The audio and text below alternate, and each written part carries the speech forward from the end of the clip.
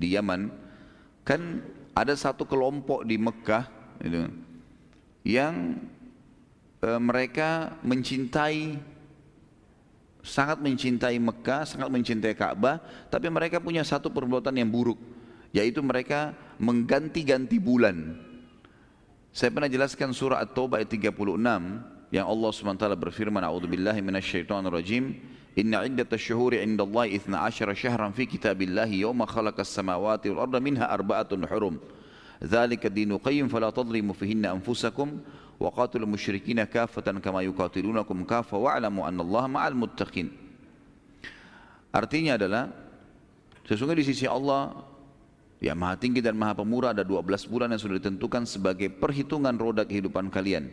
Muharram, Safar, Rabiul Awwal, Rabiul Tsani, Jumadil Ula, Jumadil Tsaniyah, Rajab, Sya'ban, ya Ramadan, Syawal, Dzulqa'dah, Dzulhijjah. Dan di antaranya itu sudah ditetapkan dari sebelum penciptaan langit dan bumi. Sudah diterapkan 12 bulan itu sebelum penciptaan langit dan bumi. Dan di antaranya ada 4 bulan yang dimuliakan. Itulah ajaran agama yang lurus, maka jangan kalian zalimi diri kalian secara khusus di 4 bulan itu, dan perangilah orang-orang musyrik secara keseluruhan sebagaimana mereka memerangi kalian, dan ketahuilah Allah bersama dengan orang-orang yang bertakwa. Saksi bahasan 4 bulan yang dimuliakan. 4 bulan ini adalah Rajab, kemudian 3 bulan berturut-turut Dzulqa'dah, Dzulhijjah, dan bulan Muharram. Nah ini 4 bulan ini bulan hurum namanya. Dari zaman ajaran Ibrahim alaihissalam sampai di awal-awal Islam, ke 4 bulan ini teman-teman sekalian tidak boleh berperang. Tidak boleh berperang. Tapi orang-orang suku Arab sebelum Islam datang, mereka hidup dari peperangan. Mereka saling menyerang satu sama yang lain, terus mengambil hartanya suku yang lain gitu kan. Nah ada kelompok dibentuk oleh orang-orang Arab ini di sebelum Islam. Tradisi mereka adalah kelompok ini boleh mengubah-ubah bulan. Boleh mengubah-ubah bulan. Jadi misalnya sekarang Muharram nih, hanya mereka ini yang boleh mengubah, mengatakan enggak, sekarang kita ganti namanya Safar, bulan depan baru Muharram. Ya. Mereka balik-balik supaya bisa menghalalkan peperangan pada saat itu. Seperti itulah ya, itu tradisi mereka. Nah peperangan itu salah satu tradisi. Sisi yang lain, kalau ada pun peperangan tidak diubah nama bulannya, tetap Muharram, tetap tadi Rajab, Dzulqa'dah, Dzulhijjah, bulan Muharram tetap ini, tapi ada peperangan di sini terjadi. Ada suku menyerang suku yang lain. Namanya Harbu Fujar. Namanya Harbu Fujar, dianggap peperangan yang bermaksiat, gitulah. Fujar dari kata-kata fajir, fajar. Ya. Nabi SAW pernah menghadiri itu. Jadi ada pernah suku Hawazim namanya. Suku Hawazim ini menyerang Mekah, menyerang Quraisy. Ya. Ini waktu Nabi SAW masih umur belasan tahun ini.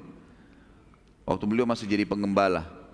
Kemudian Nabi SAW partisipasi, dan beliau satu-satunya riwayat membicara masalah ini adalah hadis sahih yang kata Nabi SAW, kuntu ambulu li a'mami.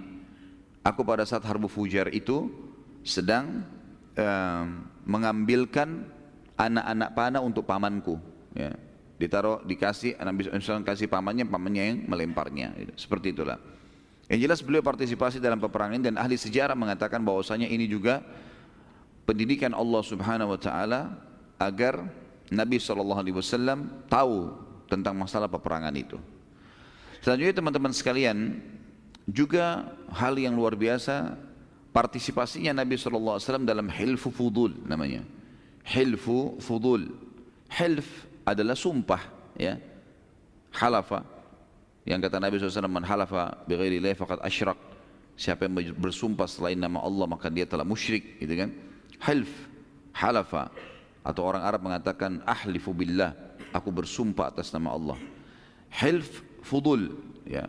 Fudul punya makna banyak, ya. Di antaranya adalah hak, hukuk, ya, haknya orang lain gitu. Jadi begini ceritanya. Nabi Hilfu Fudul adalah sebagian anak-anak muda Mekah, ya, pada saat itu yang diistilahkan dengan syabab Mekah, ya, pada saat itu mereka berkumpul, kemudian mereka sepakat bersumpah atas nama Allah depan Ka'bah, mereka akan membela semua orang yang terzalimi, dari penduduk Mekah atau bukan penduduk Mekah, dari penduduk Mekah atau bukan penduduk Mekah. Jadi mereka berkumpul, kemudian mereka sepakat untuk itu, siapapun itu. Ini ada sebabnya teman-teman sekalian. Awal kisahnya Hilfu Fudul adalah ada seseorang dari luar Mekah pernah bertransaksi dengan salah satu tokoh Mekah yang bernama Al-As bin Wa'il. Siapa ini As bin Wa'il? Ayahnya Amr bin As. Amr bin As radhiyallahu anhu masuk Islam. Al-As bin Wa'il ini tidak, gitu kan?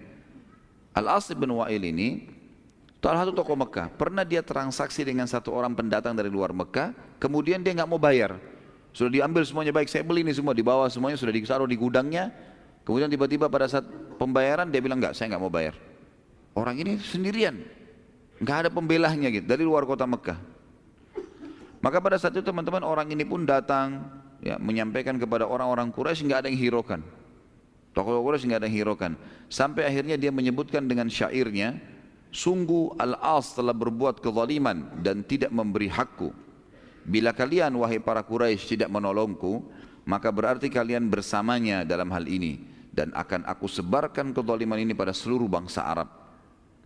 Para tokoh Quraisy waktu itu sempat waktu mendengarkan syair, dan syair pada saat itu luar biasa ya, sama dengan kita sekarang media. Setiap ada syair baru selalu saja diperebutkan oleh orang untuk dihafal, baik atau buruk. Sampai kadang-kadang kalau kita, dan saya tidak sarankan tentunya, syair-syair masa jahiliyah itu luar biasa sampai merincikan tentang wanita. Bagaimana wanita yang indah itu, bagaimana dalam syair-syair mereka, gitu kan. Jadi ini seperti media kalau kita sekarang cepat sekali menyebar. Orang-orang Quraisy akhirnya takut dengan syair-syair itu, akhirnya mereka terdiam. Muncullah beberapa anak muda Mekah, masing-masing memiliki yang ayah-ayah mereka juga kepala-kepala suku, yang akhirnya bersumpah di depan Ka'bah dan akan melawan kezaliman walaupun harus menumpahkan darah mereka.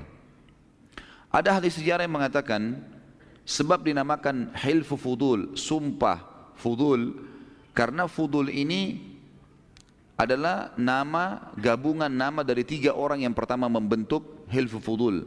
Semua namanya Fadl, semua namanya Fadl, tiga-tiganya maka dikatakan Fudul ya. Tapi yang ini yang lebih kuat bukan itu, yang lebih kuat adalah Fudul artinya hak ya, haknya orang-orang. Para pemuda ini sebagaimana saya bilang tadi sepakat akan membela siapapun yang terzalimi di Mekah walaupun harus mengorbankan jiwa mereka, dan mereka mengiklankan itu ke seluruh Mekah dan menjadikan sebagai program siapapun yang mau ikut dibuka. Dan Nabi SAW termasuk salah satu pemuda yang ada di Hilfu Fudul. Nabi SAW bergabung sama mereka untuk membela semua kezaliman. Akhirnya pada saat Nabi SAW bergabung sama anak muda ini, berkumpullah lebih 10 orang pada saat itu. Kemudian mereka mendatangi rumahnya Al-As bin Wa'il. Lalu mereka mengatakan, demi Allah kami telah bersumpah atas nama Allah untuk membela siapapun yang terzalimi. Dan anda telah menzalimi orang yang datang dari luar Mekah. Kalau anda tidak mengembalikan haknya, maka kami akan membunuh anda. Jadi nggak ada alasan lagi.